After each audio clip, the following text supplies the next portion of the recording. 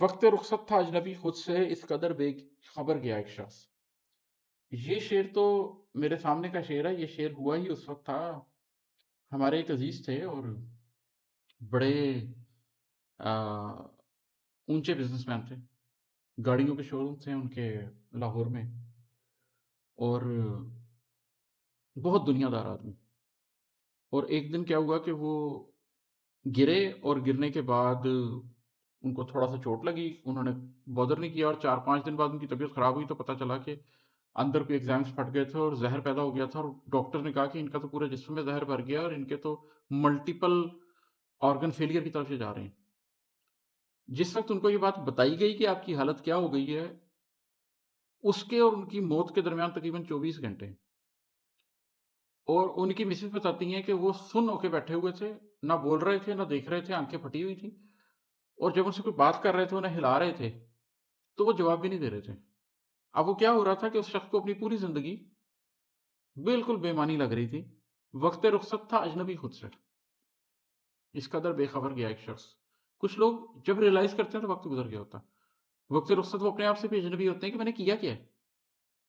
اورنگزیب عالمگیر جب جنگوں کی طرف نکل گئے اور کئی سال جنگوں میں لگے رہے تو واپس جب دلی پہنچے تو جناب اپنے ایک پرانے دوست سے بات ہوئی تو اس سے کہا کہ یار میں تو سب سے سامنے بات بھی نہیں کر سکتا ہوں، ہندوستان کا بادشاہ ہوں، لیکن مجھے یہ سمجھ آنی بند ہو گئی ہے کہ میں کون ہوں اور اس دنیا میں کیا کر رہا ہوں اور میرا مقصد کیا ہے، یہ کیا ہو رہا ہے.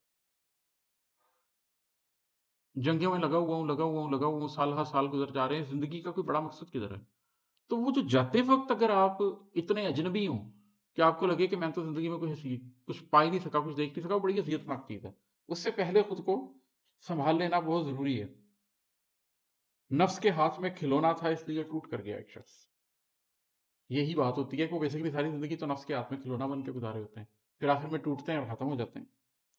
اور جو لوگ بچتے ہیں وہ کیسے بچتے ہیں؟ اپنی ہستی کو ڈھونڈنے کے لیے اپنے اندر اتر گیا ایک شخص.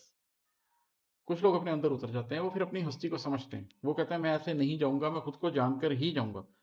پہلے پہلے بہت ہنسا اور پھر روتے روتے نکھر گیا ایک شخص.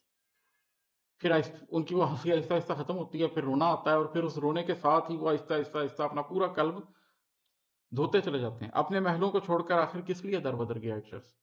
کہ مہاتما بدھ سے سلسلہ سٹارٹ ہوا تھا، وہ اگرچہ ہمارا دین اس کو ایکسیپٹ نہیں کرتا اس رہبانیت کو، لیکن بہرحال کیوں ہوا، کس تلاش میں نکلا وہ شخص. ہوں، تو یہ ایک پورا سفر ہے کہ ایک شخص کیا کیا کیا کیا منزلوں سے گزر سکتا ہے، کیا کیا اس کی پاسبلٹیز ہیں صحیح یا غلط کی طرف جانے کی، خود کو سمجھنے یا خود کو نہ سمجھنے کی. تو وہ میں نے اس غزل کے اندر ڈسکس کیا ہے.